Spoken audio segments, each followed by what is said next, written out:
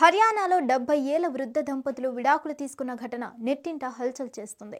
తనకు ఉన్నదంతా అమ్మి మరీ 3.7 కోట్ల భరణంతో 44 ఏళ్ల వివాహ బంధానికి ముగింపు పలికాడు రైతు. ఈ దంపతులు గత 18 ఏళ్లుగా విడివిడిగా ఉంటున్నారు. తాజాగా విడాకులతో వీరి పెళ్లి బంధానికి ఎండ్ కార్డ్ పడింది. కర్నూలు జిల్లాకు చెందిన 70 ఏళ్ల రైతు సుభాష్ చంద్ 73 ఏళ్ల సంతోష్ కుమారికి 1980 ఆగస్టు 27న వివాహం జరిగింది. వీరికి 4 సంతానం. అయితే కాలం గడిచే కొద్దీ దంపతుల మధ్య మనస్పర్ధల కారణంగా దూరం పెరుగుతూ వచ్చింది. ఈ క్రమంలో 2006 నుంచి ఇద్దరు విడివిడిగా జీవించడం ప్రారంభించారు.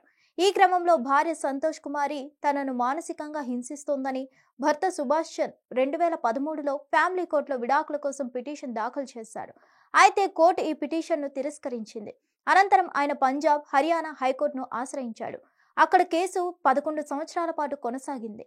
ఈ క్రమంలో 2024 నవంబర్ 4న ఇరు వర్గాల మధ్య మధ్యవర్తిత్వం జరిగింది. దాని ప్రకారం భార్య, 3 పిల్లలకు 3.7 కోట్లు శాశ్వత భరణం చెల్లించి తన వివాహాన్ని రద్దు చేసుకోవడానికి భర్త అంగీకరించాడు.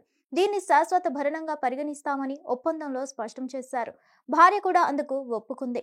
ఆ ఒప్పందం ప్రకారం భార్య, పిల్లలు సుభాష్ చంద్ ఆస్తిపై అన్ని హక్కులను వదులుకున్నారు. ఇక పరస్పర నిర్ణయాన్ని అంగీకరించిన హైకోర్టు గత వారం విడాకులు మంజూరు చేసింది.